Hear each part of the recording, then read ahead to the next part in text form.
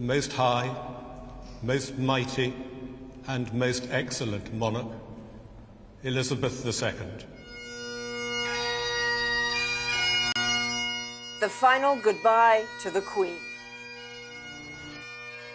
One woman can touch the world and provide, love and grace. A service in the same majestic space as the Queen's coronation and the marriage to her beloved Philip. Memories and thanks along the funeral route.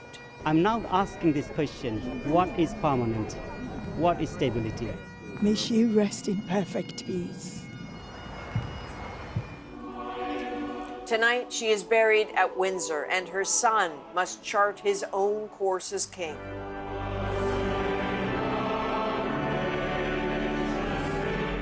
The title and burden he holds, she carried for most of a lifetime.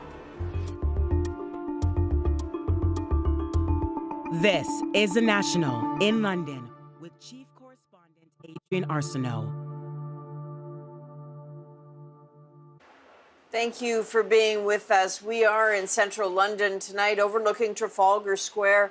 After 10 days of quiet and reflection, it is busy and noisy again, even in the middle of the night, as the city and this country begins a whole new era. This day, of course, was devoted to saying a final goodbye to Queen Elizabeth II. It was a regal send-off in every sense, and it all appeared to go to plan. Now that it's over, so is the 10-day period of public mourning. The royal family will continue theirs for another week, a reminder that this very public event has roots in very private grief. From procession to yet another procession, that goodbye went on for hours here in London and in Windsor. Margaret Evans shows us the pomp and precision that accompanied the Queen on her final journey. This was a day of heavy tread, etching itself into old stone and the chronicles of history. Britain's farewell for a queen like no other. Elizabeth II's coffin was borne to Westminster Abbey by 142 Royal Navy sailors on a ceremonial gun carriage. The mourning party once more led by her 4 children. Hundreds of world leaders and dignitaries attended the state funeral, testament to the Queen's global reach. Despite the soaring grandeur of the service, the Archbishop of Canterbury sought to define the simple qualities of the woman behind the crown. But in all cases, those who serve will be loved and remembered when those who cling to power and privileges are long forgotten.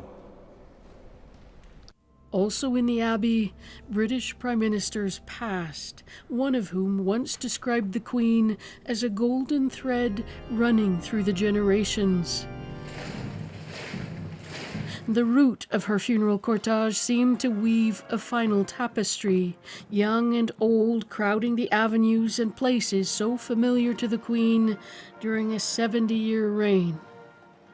People watched the funeral on their phones as they waited for the procession to reach them. After more than a week of official mourning, the drum beat of the funeral dirge is by now familiar.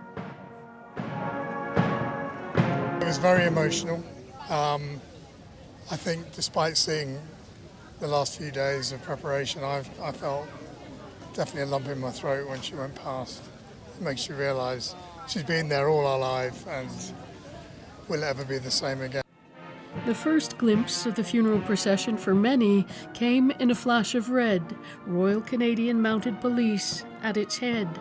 Some members of the Order of Canada were also guests at the funeral, part of Canada's delegation. The moment for me was the first time I sang God Save the King.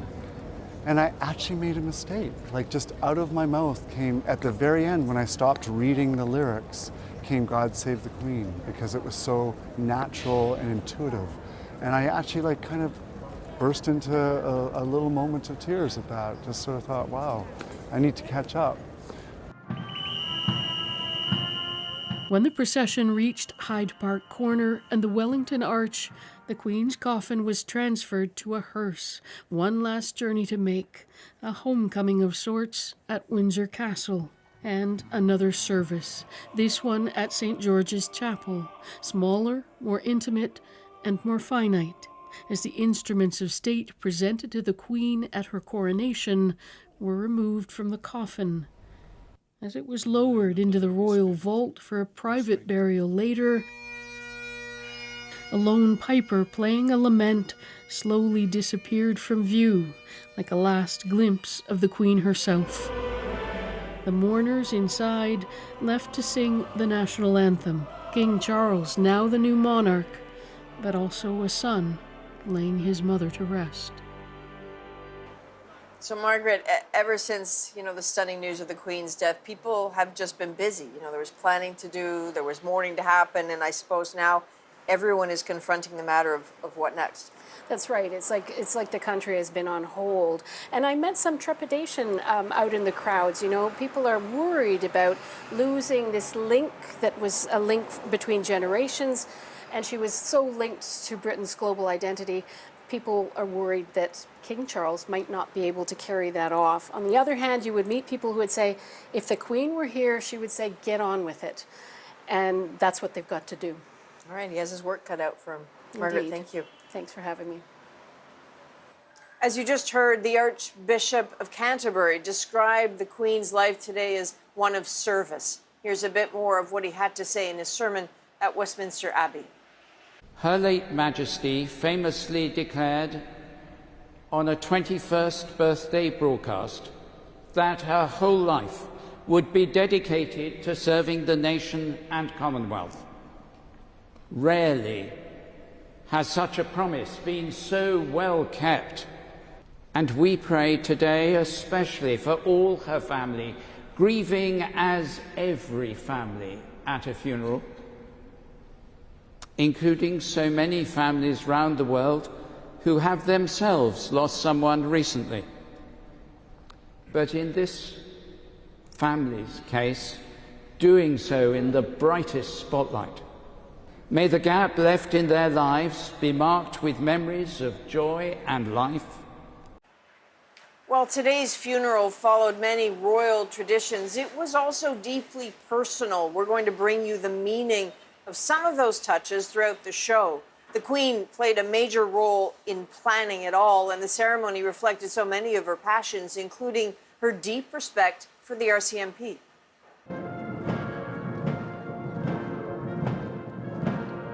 At the Queen's request, members of the RCMP took on a special role in today's procession. 5 Mounties, 4 of them on horseback, led the procession of the Queen's casket through the streets of London to Wellington Arch. The horses, also significant. They were gifts to the Queen from the RCMP. They were part of the Platinum Jubilee events just in June, some ridden by royals.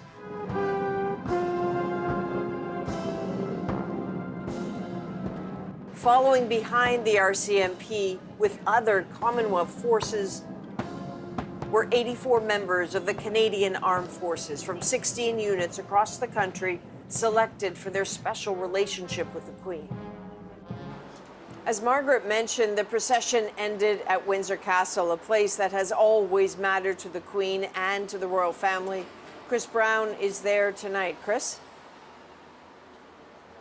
Adrienne, this royal town has witnessed countless memorable moments in the 1,000 years since its famous castle was built, but perhaps none as momentous as today. Windsor's part in the Queen's long farewell was perhaps more intimate than the scenes of grand pageantry in central London. Some who spent the night here said they did so because of their personal connection to her. We've seen her quite a few times. So, yes, it's like we are neighbors. It sounds very cheesy to say that she was a neighbour because that sounds quite personal, but it was. You'll see her driving past on the way to church. We've seen her horse riding in the grounds. Windsor was one of the Queen's favorite places. A young Princess Elizabeth spent much of the Second World War at Windsor Castle, but in the end, all will be well. rallying the country with broadcasts on the radio. Many years later, when it burned in 1992, she appeared devastated. It was the site of many happy family weddings, but also the saddest occasions. The image of her alone in the chapel during COVID, mourning the death of her husband, Prince Philip, moved a nation. On screens along the long walk, mourners watched the service in London, waiting patiently for her final journey to reach Windsor. The planes taking off from nearby Heathrow Airport were suspended this afternoon so that the procession could take place in silence. As the casket passed, those gathered were profoundly moved. You know, she's an amazing lady. She's been around all my life. I never met the woman. Why am I upset? I don't know, but I am. Others said the moment signified transition. She's actually gone, and you acknowledge that now as she passes by. It's like the end of it now. You know, it's closing another chapter, isn't it? Also waiting patiently, the Queen's black pony Emma, who was brought to watch the procession from the grass, and 2 beloved corgis were there when her coffin arrived at the castle. At the conclusion of this very public day of spectacle, the final moments were held in private, in a ceremony only for family. The Queen's wishes were to be buried with her husband of 73 years, Prince Philip, and so they were, next to her father, King George VI, her mother, and sister, Princess Margaret. Chris, you had that extraordinary privilege of being in the crowd. What stood out for you? Well, just the number of times, Adrienne, people would tell me that they just thought they'd never see anything like this happen again in their lifetime, and they really wanted to be there to witness it, to be a part of history. In fact, one 15-year-old girl told me that she thought they were going to write books and textbooks about what happened today, and she wanted to be able to tell her kids and her grandkids that she was there. This event was hugely unifying for everyone who was there to witness it, and I think it really made people feel proud. Adrienne. All right. Chris Brown in Windsor, England. Thank you, Chris. Those same feelings of pride and deep attachment felt across the ocean in Canada. As Kayla Hounsell shows us, many people got up early to witness the pageantry and to say their own farewell. It was something Pearl Kavanagh just could not miss. And it's very sad, and I'm very touched.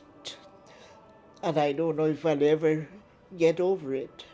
Born in Guyana, then a British colony 96 years ago, in the same year as Queen Elizabeth, she feels a special connection to the monarch. She was like a sister to me, even though I've never met her.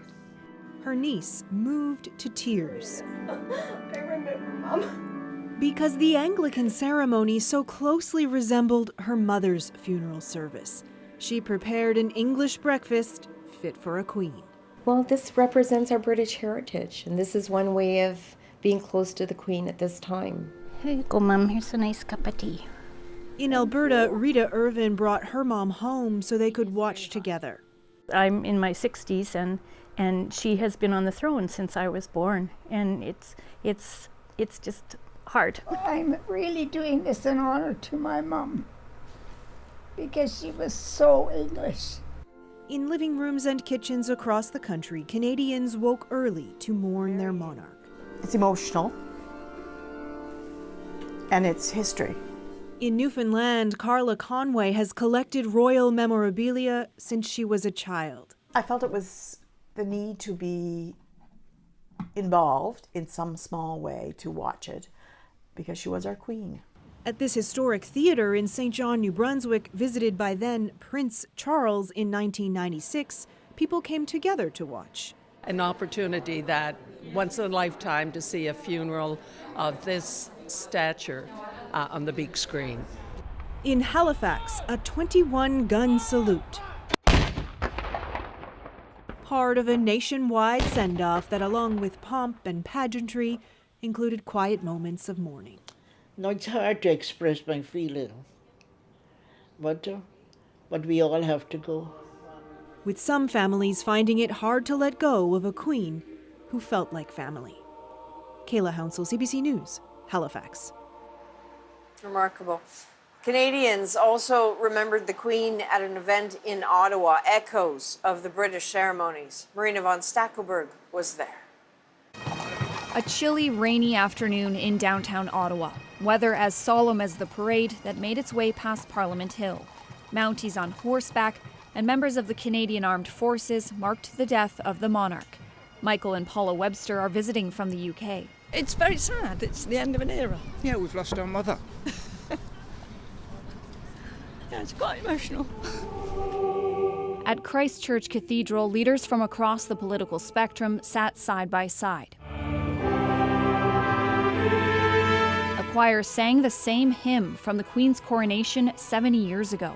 She visited Canada 23 times, more than any other country in the Commonwealth.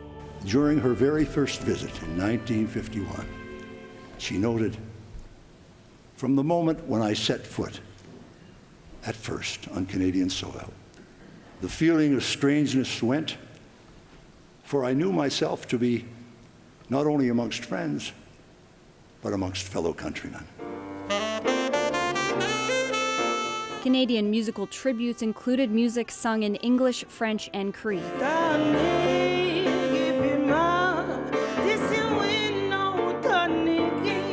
The Queen, her gentleness, her ability to emotionally connect with the common people, her desire to make the world cleaner and safer are truths she carries with her now into the great land of souls.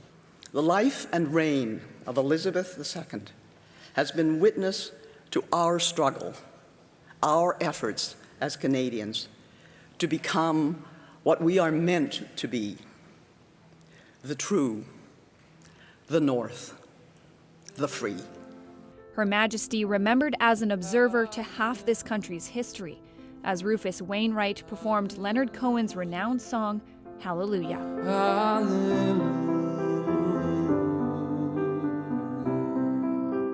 Marina von Stackelberg, CBC News, Ottawa. The gun salutes, the songs, the solemn tributes were heard across Canada as provinces remembered the Queen in their own way. I pray that she felt totally filled with the love of all the people she touched in her life on earth. Her reign is a reminder of the providence of God that may lead us to places we never imagined for ourselves.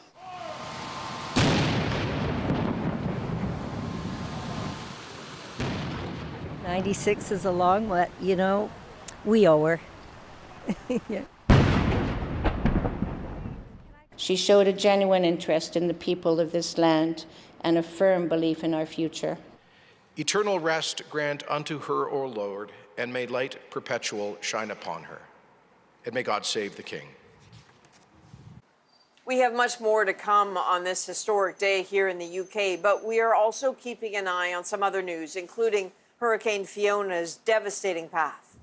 We're still in the middle of this event. We're basically responding at this point. Up next, after catastrophic damage to Puerto Rico, where it's headed now. Plus, we'll reflect on the Queen's funeral, tradition on display, but also what was new. They showed the world a vision of who they wanted to be, the monarchy. Coming up, my conversation with historian Dan Snow, and a little later, Canada's ties to the royal family and the new king, of course. A relationship with the monarchy and the treaty relationship will last as long as the sun shines. The close Canadian connection to Charles III. We're back in 2 minutes.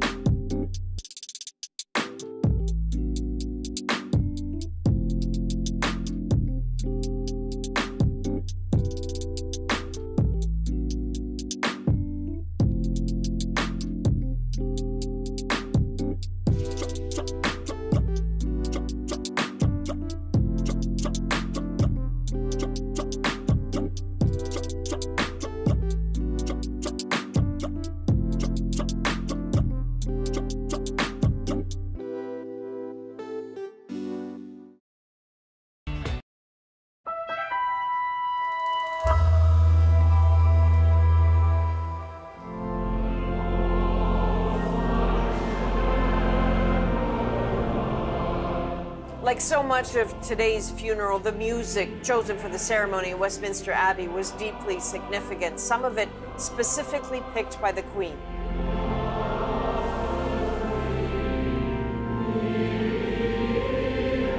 This hymn is called "The Lord's My Shepherd." It was sung at the Queen's wedding to the Duke of Edinburgh in the same abbey in 1947.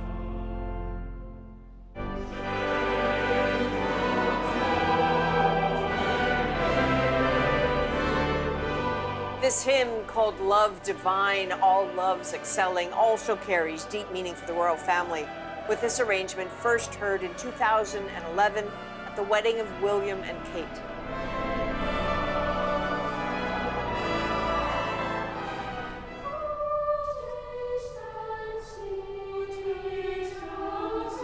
This is "O Taste and See," which was composed for Elizabeth's coronation in 1953.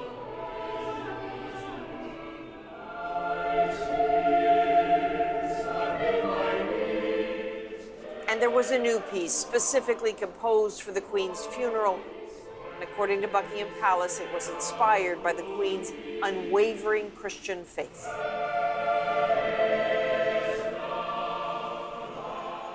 We come to you from a changed London tonight, out of the official mourning period under the reign of a new king. We have much more coverage for you of the historic day that unfolded here, but first, we want to bring you some of the other important stories developing tonight. Hurricane Fiona has made landfall in the Dominican Republic after slamming heavy rains down on Puerto Rico. Cameron McIntosh shows us the catastrophic damage from flooding that could last for days. As it made landfall, the season's first major hurricane, Fiona, walloped the eastern Dominican Republic. At my age, I've never seen anything like this before, says this man. I have no words to describe this. The storm flooding roads, toppling trees, tearing through just about everything in its path. It destroyed everything, he says. Everything has been affected. It all has to be rebuilt. All of this. Hitting popular beaches and resorts, many tourists had to be moved further inland. Fiona has already swept across Puerto Rico, packing 140 km/h winds, leaving a similar trail of destruction, forcing thousands to flee to shelters. I decided to come here to stay alive and safe, this man says. Heavy rain in some places up to 76 centimeters is causing record flooding. That's a bridge put in place after Hurricane Maria, which hit 5 years ago this week, killing 3,000, destroying the power grid. Again, power is out for millions. In some places, drinking water is scarce. Still, officials say they learned from 2017. Supplies have been stashed around the island. While still catastrophic, the early assessment, the damage isn't as bad. We're still in the middle of this event. We're basically responding at this point. The next step will be recovery. We're not there yet. As people scramble for essentials, it'll take a long time. The entire island is under a state of emergency. The Federal Emergency Management Agency is on its way, aided by others. We'll have over 100 troopers from the New York State Police Department on their way to Puerto Rico over this next week. Meanwhile, the storm is expected to gain power as it tracks north towards Turks and Caicos and Bermuda.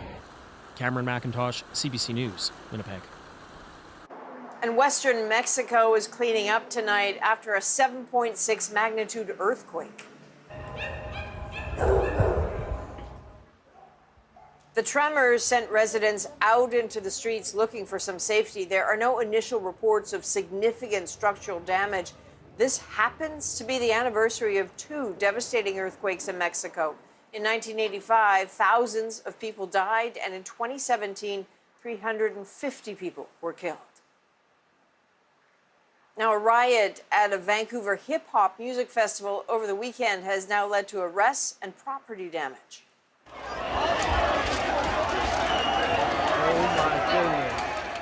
This chaotic scene was captured at Breakout Fest on Sunday after festival headliner Lil Baby canceled his appearance due to an illness half an hour before he was scheduled to appear.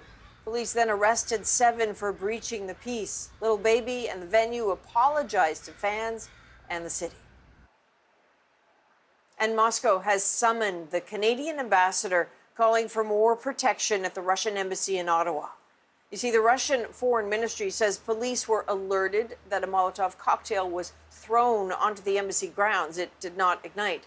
But Ottawa police maintain they are not aware of any report filed on the incident. There was some strong reaction today to comments from the U.S. president broadcast last night. Joe Biden declared the pandemic over. As Katie Simpson shows us, many in the medical community disagree. It's never a great day for a leader when your comments require clarification.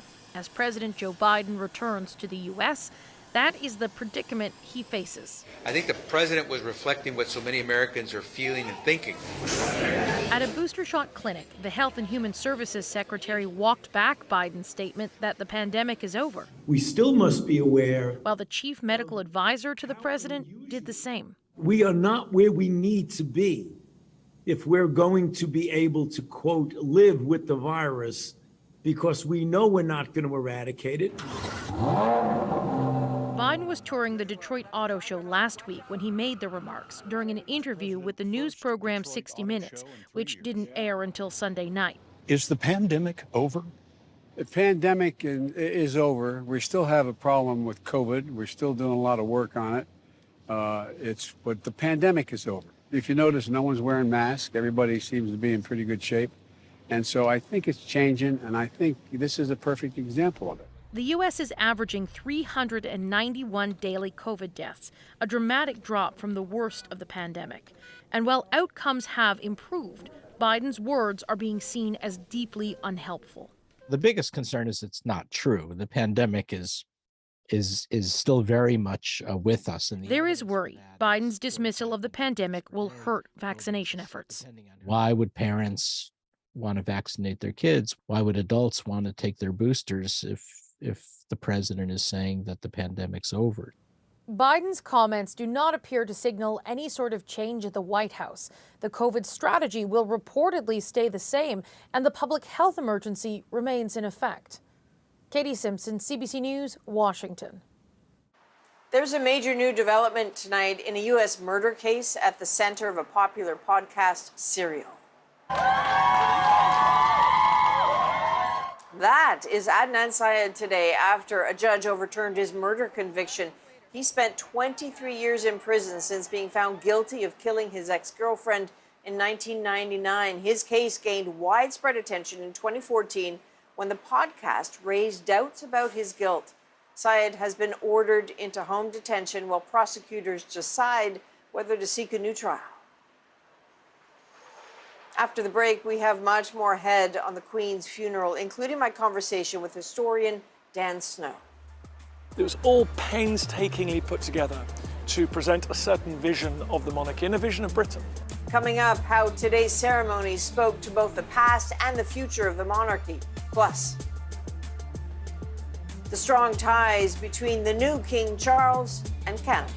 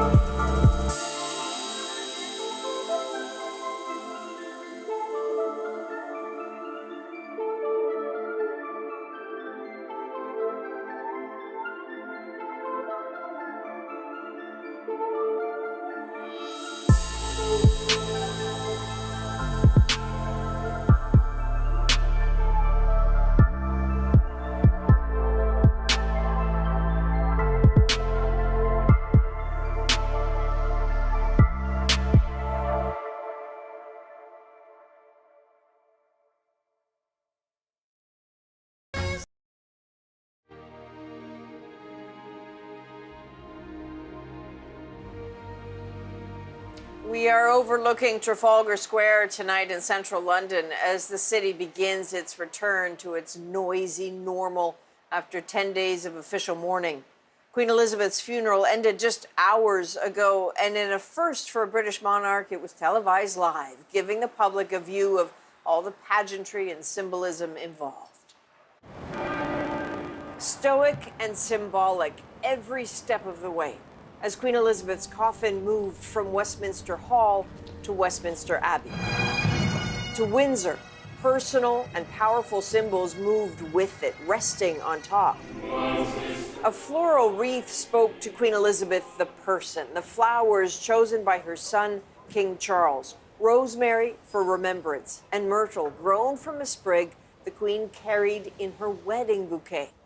The card read, "In loving and devoted memory, Charles R." But with it sat symbols that are unmistakably royal. The imperial state crown with nearly 3,000 diamonds, sapphires, rubies, emeralds, and pearls. And the sovereign's orb and scepter, the first symbolizing the Christian world, the other power and justice.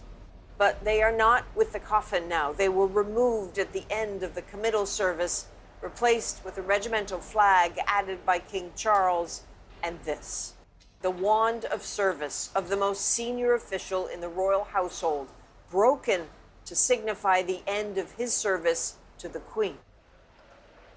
So much meaning, centuries of history in the ceremony and rituals we just saw.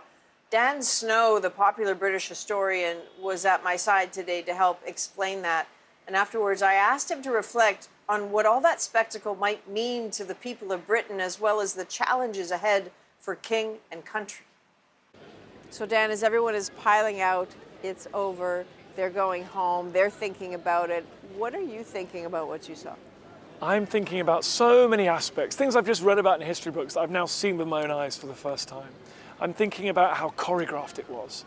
They gave us a vision, they showed the world a vision of who they wanted to be, the monarchy. I was thinking about the things that are new, the woman in command of the sailors who were pulling the gun carriage, the prayers from the female Bishop of London, other women in Westminster Abbey, the first time ever at a royal funeral. I'm thinking about the Catholic cardinal who gave prayers at the royal funeral, only meters away from where Queen Elizabeth I lay, the great champion of Protestantism. I'm also thinking about how you can't fake the popularity of the former Queen. Those lines, those huge numbers of people that came down to pay their last respects as the car was whizzing towards Windsor. That was unchoreographed. They couldn't fake that, and there were hundreds of thousands of people. She mattered to people here in the UK. And as you talked about sort of the women, all of that, as you said, was choreographed. That was all sending a message. It's all there to send a message. The prayers chosen, the songs, the people doing the readings. You hear from people the importance of the Commonwealth, the prominence of the Canadians, the RCMP, Trudeau being invited to all the events, the prominence of Scotland within it, because as you know, within the UK at the moment, there's a battle for whether Scotland will remain part of the UK. It was all painstakingly put together to present a certain vision of the monarchy and a vision of Britain. This is not just the end of a reign. Is it arguably also the end of an age? I think it is the end of an age. I think Elizabeth saw us through the age of space travel, of the internet, of the multiplying of the Earth population. I mean, there's a lot that's happened in the last 70 years. But also she saw Britain through an age when it went from being in a position of global predominance, global hegemony. The British Empire was still intact when she was young, when she was a child. It no longer is. And she helped Britain to come to terms with playing a smaller part in the world, being a smaller player. And so at this point, you know, as the veil is lifting, right, that veil of lace of mourning is lifting, when the king wakes up in the morning and he surveys his kingdom, he surveys the world, this country in particular, what kind of world is he looking at? For the first time ever, we have a new Prime Minister and a new King in the same week. So both of them are going to be blinking into the daylight tomorrow morning, and they're going to realise they have a very full in-tray. There is an energy crisis here in the UK. There is a constitutional crisis around Ireland, Northern Ireland, Scotland's place in the UK. Our relations with Europe. We have We're going through some big changes at the moment. Now we have a change of monarch on top of that, and Charles has to work out what kind of monarchy he wants to be, and the rest of us have to work out what kind of Britain we want this to be. It is going to be a busy year or two. And he has the crown, but not necessarily the built-in respect or admiration. That has to be earned. He is, you're so right. He's got that crown now, but does he have the love and affection of his people like his mother did? The next 6 months are going to be very important.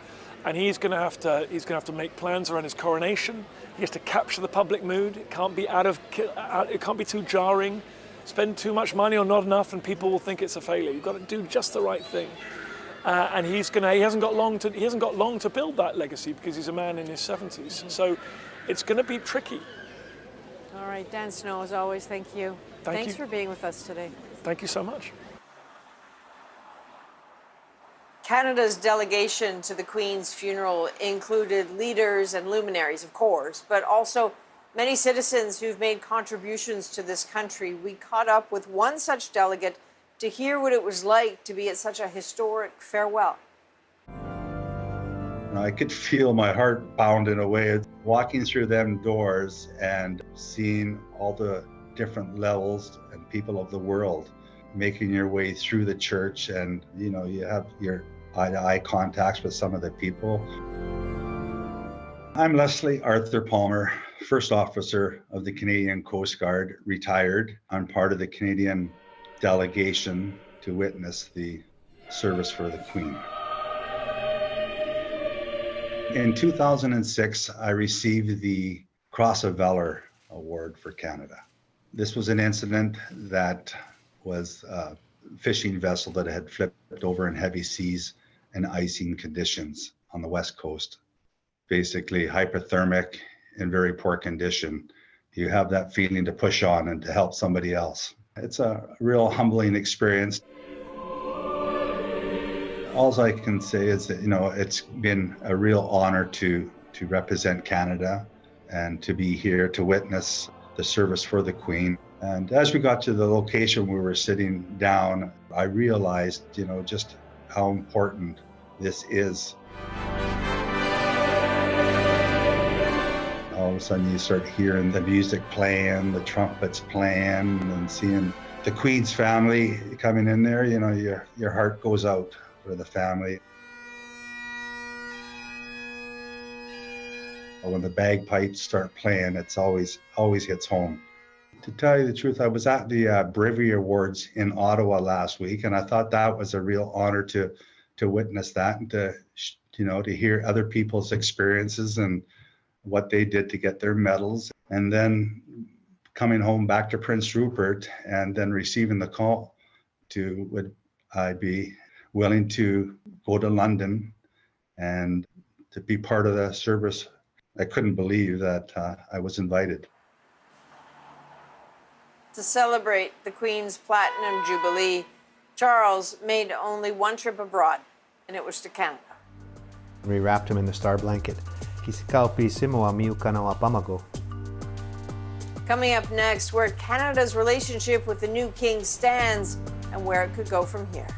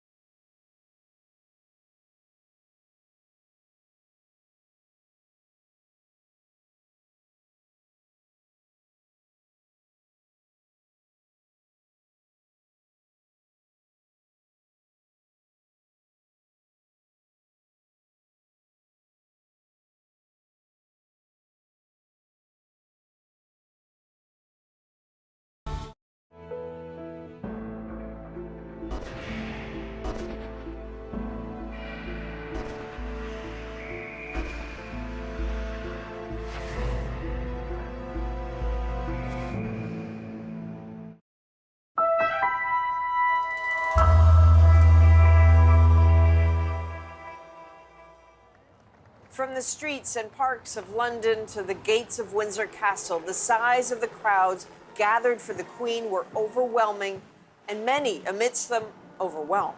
Surreal. It's never thought I would be able to do this. When I came home from work the other day, it was like, let's go, you know? Let's go there and be a part of this little bit of history. To feel the guns, to be there with all the other people. There was a point at which 1,000 people or so watching the screen here suddenly all stood up and clapped. There was no planning, no prompting for that. They just all did that. Those of us whose parents are not around, some of us saw her as a mother.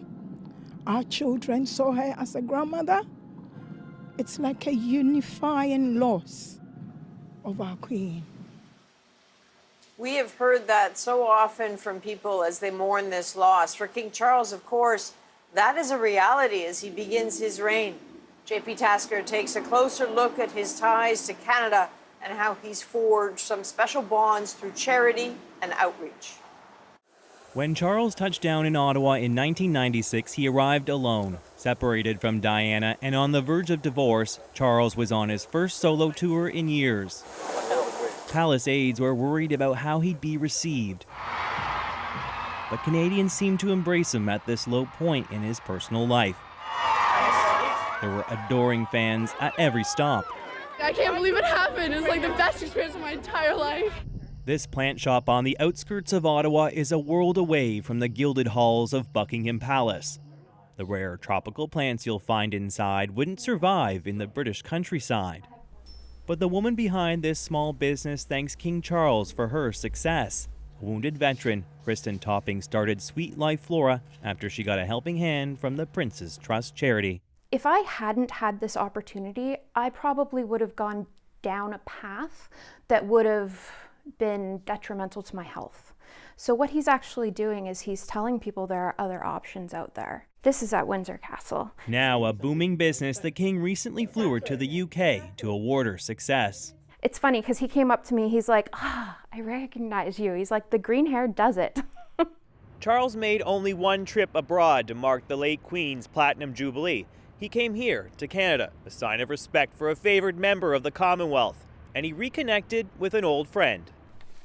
This former Assembly of First Nations national chief has known Charles for more than 20 years. So that's the picture. Perry Bellegarde was on hand when the King got a Cree name, a recognition of his special relationship with First Nations people in Canada. And then we wrapped him in the star blanket. Its sun watches over him in a good way. So that was captured in 2001. It's an unlikely friendship. Bellegarde, a lifelong anti-colonialist, and Charles, now king of an empire. But Bellegarde says many First Nations have an attachment to the crown, and any move to abolish the monarchy here will have to go through them first. Elected leaders come and go. But our relationship with the monarchy and the treaty relationship will last as long as the sun shines, the rivers flow and the grass grows. Like old friendships, Charles's connection to Canada will evolve, and he'll maintain those ties with more visits to a country he says he loves. JP Tasker, CBC News, Ottawa. And when we return, we'll look back one more time on the day that was. Coming up, the sights, the sounds, and the emotions as Queen Elizabeth was laid to rest.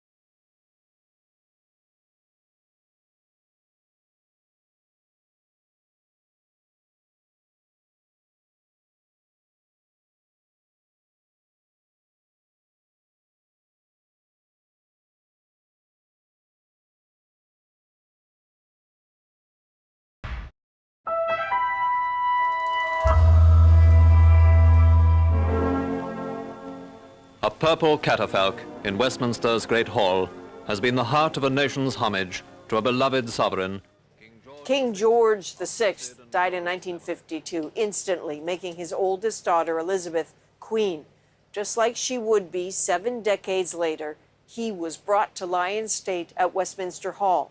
And when he left, A king leaving his capital forever. it was atop the very same gun carriage used today. The atmosphere then, just as still, just as somber. But of course, instead of mourning, now Queen Elizabeth is being mourned. A mile-long procession escorts the coffin, carrying the symbols of majesty. 70 years ago, a procession led the coffin of King George VI on his way to St. George's Chapel in Windsor, the place where today his daughter once again joined him as she was laid to rest. Now, those images, the movements, the military processions, the settings, all drive home a crucial point: how much history is woven into all the ceremony we saw today. And more history was made, too. A British monarch's funeral has now been broadcast live on television. The world has watched. Let's take another look.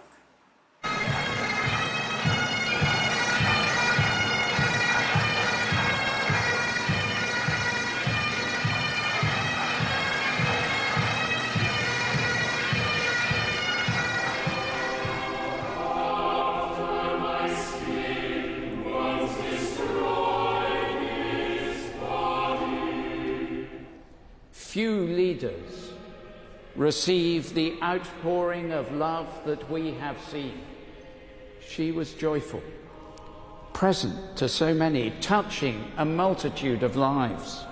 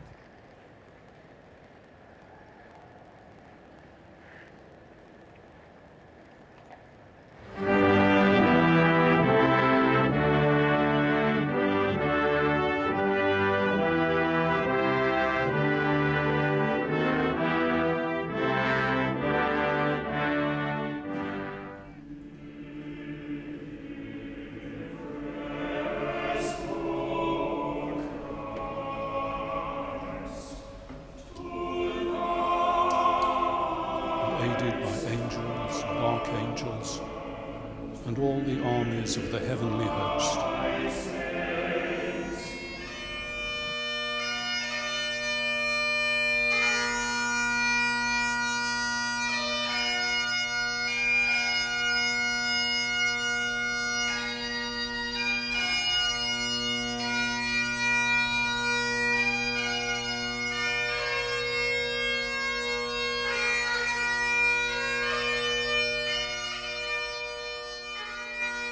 It's been a privilege to be here with you over this stretch, to witness this moment, to feel the stillness of this country, that silence that came with respect and tradition.